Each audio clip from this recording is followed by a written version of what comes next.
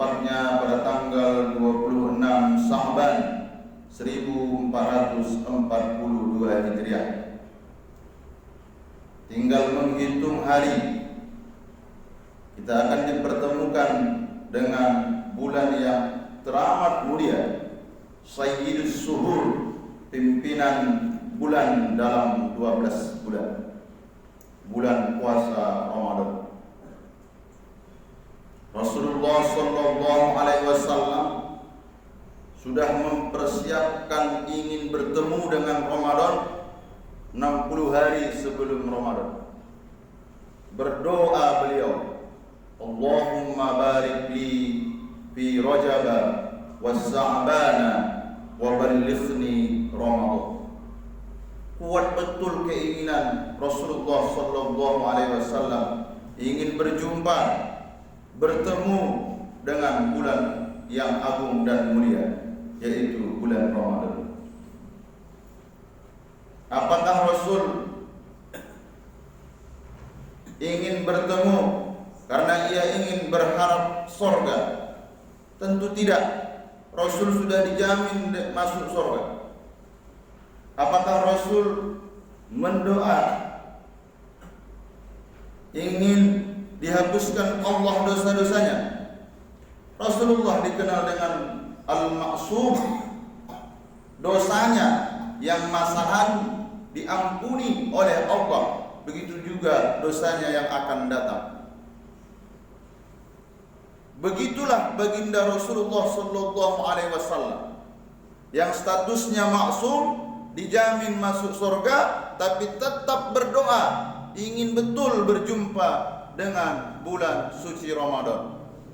Lalu kita yang mengidolakan beliau, mengagungkan beliau, ada ndak sedikit kerinduan ingin berjumpa dengan bulan Ramadan? Status hadis ini dhaif. Kalaupun dhaif bisa digunakan untuk fadailul a'mal, kemuliaan, keutamaan dalam beribadah. Ma'asyiral muslimin, jamaah salat fardu Jumat yang dimuliakan oleh Allah. Sebahagian dari kita ada yang sudah punya rencana, ada yang sudah menargetkan, ada yang sudah membuat ancang-ancang apa yang akan dilakukan, punya planning, punya keinginan. Tapi ada yang lebih cepat daripada planning tersebut, ada yang lebih cepat dari keinginan tersebut, ajal. Fa idza jaa ajaluhum la yastakhiruna sa'atan wa la yastaqdimun. Kalau sudah ajal itu datang, tidak bisa dimajukan sedetik dan tidak bisa dimundurkan sedetik pun. Banyak mungkin di antara kita, saudara-saudara kita, ayah emak kita, istri kita, anak kita, tetangga kita yang sudah punya rencana ingin melaksanakan ibadah pada bulan suci Ramadan, tapi Allah punya ketentuan lain. Untuk bulan kali ini mereka tidak bisa bersama kita. Sedih berpisah dengan anak dan istri, sedih berpisah dengan tetangga, tapi lebih sedih lagi kalau tidak bisa berjumpa dengan bulan suci Ramadan. Rasulullah sallallahu alaihi wasallam tidak mengatakan celaka orang yang tidak bisa berjumpa dengan bulan Ramadan. Tapi yang Rasul katakan celaka orang yang berjumpa dengan Ramadan tapi tidak diampuni dosa-dosanya. Rasul naik di mimbarnya. Mimbar baginda Rasulullah itu 3 tingkat. Di tingkat pertama Rasul mengatakan amin. Di tingkat kedua Rasul mengatakan amin. Di tingkat ketiga Rasul mengatakan amin. Para sahabat bingung. Ya Rasulullah, ada apa gerangan? Kami tak berjumpa dengan makhluk. Kamu tidak berdoa ya Rasulullah, kamu sebut amin. Apa maksudnya ya Rasulullah? Kalian tidak melihat tapi aku melihat. Kalian tidak bisa mendengar tapi aku mendengar. Jibril datang tadi kemari. Apa kata Jibril? Ya Rasulullah, tolong aminkan doa. Tidak ada lagi doa yang sehebat ini. Jibril itu adalah sayyidul malaika, pemimpin seluruh malaikat. Berdoa yang mengaminkan sayyidul anbiya wal mursalin, pemimpin para nabi dan rasul. Apa doa malaikat Jibril? Bu'dan liman adraka Ramadan falam yughfarlah. Celaka orang yang berjumpa dengan bulan Ramadan tapi dosanya tidak diampunkan oleh Allah Subhanahu wa taala. Kenapa? Karena dia tidak punya ilmu tentang puasa Ramadan. Ma'asyiral muslimin, jamaah salat fardu Jumat yang dimuliakan oleh Allah Subhanahu wa taala. Di antara yang harus kita jalankan nantinya pada bulan Ramadan, istilah Ramadan ini seluruhnya dengan kegiatan-kegiatan yang positif. Man shoma Ramadana imanan wa ihtisaban ghufira lahu ma taqaddama min dzambi. Siang harinya full ibadah, malam harinya man qama Ramadana imanan wa ihtisaban ghufira lahu ma taqaddama min dzambi. Rasul tidak secara detail mengatakan, tapi Rasul mengatakan man qama, ibadahnya silahkan apa saja yang mau dilakukan silahkan. Siapa yang menghidupkan malam Ramadan dengan apa? Dengan salat sunnah. Dengan apa? Dengan membaca Al-Quran. Dengan apa? Dengan berzikir. Dengan apa? Menyambung silaturahmi. Kenapa? Beda malam Ramadan dengan malam-malam lainnya. Malam pertama Ramadan tidak sama dengan malam yang kedua. Malam kedua Ramadan tidak sama dengan malam yang ketiga. Ada satu malam, kalau seandainya kita menemukannya, kita membaca Yasin pada malam tersebut, maka bacaan Yasin kita itu setara dengan 83 tahun. Kalau seandainya di malam itu ada seseorang salat sunnah berketepatan dengan malam Lailatul Qadar, maka salat sunnatnya itu dihitung 83 tahun. Siapa yang mengatakan? Bukan Nabi. Siapa yang mengatakan?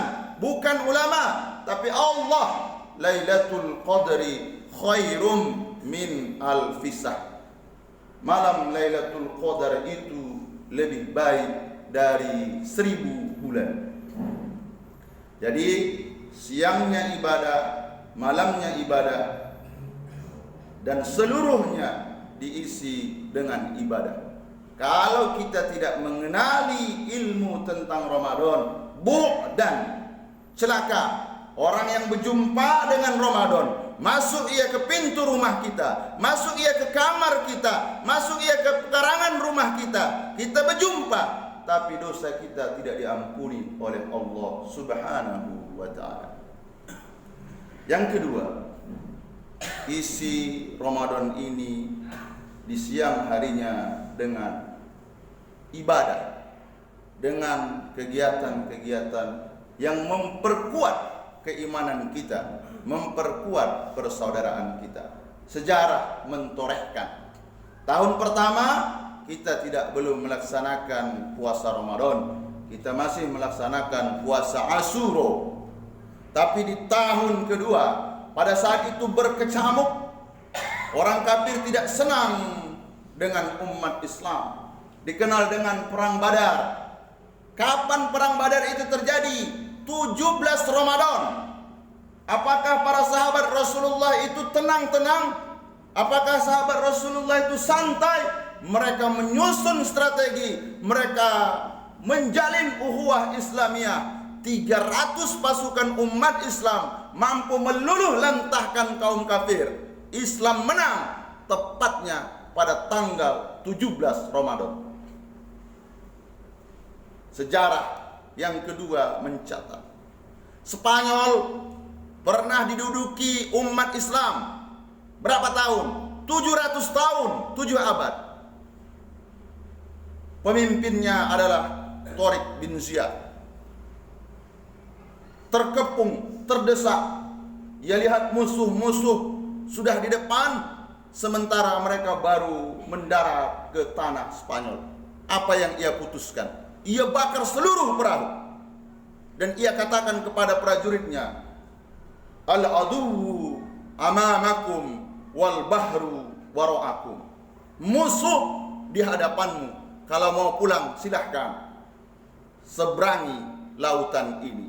Kalau bertempur mati syahid karena memperjuangkan agama Allah. Kalau seandainya pulang mati dalam keadaan konyol. Apa yang dipilihnya oleh prajurit-prajurit Tariq ini? Mereka kumandangkan takbir Allahu Akbar. Spanyol menjadi sejarah. Islam pernah duduk di sana. Islam pernah jaya di sana. Islam pernah berkuasa di sana selama 7 abad. Kapan terjadi itu? Pada bulan Ramadan. Yang ketiga, Mesir dikenal dengan Ashir min Ramadan, 10 Ramadan, tepatnya satu provinsi di Mesir, yaitu provinsi Ismailiyah. Apa yang dilakukan saudara-saudara kita Mesir? Mereka mampu mengusir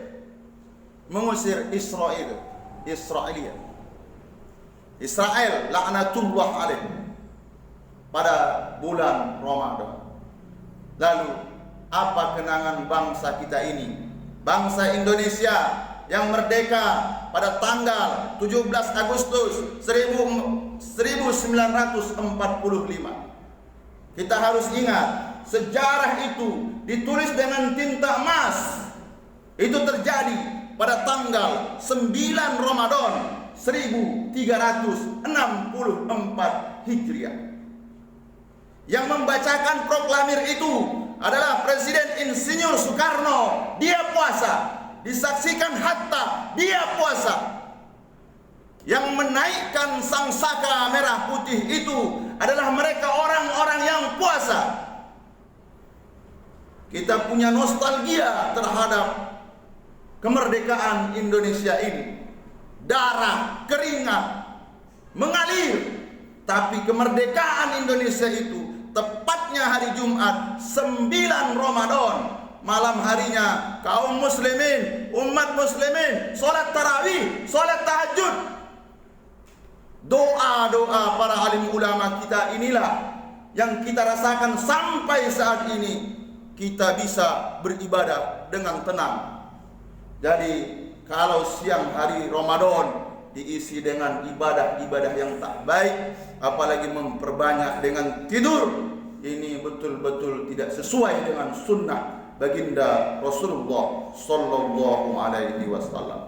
Mudah-mudahan dari khutbah Jumat yang sangat singkat dan sederhana ini ada momen yang bisa kita gapai pada bulan Ramadan. Jangan lewatkan satu hari, satu malam selain dengan ibadah. Fa'tabiru ya ulil albab la'allakum tuflihun.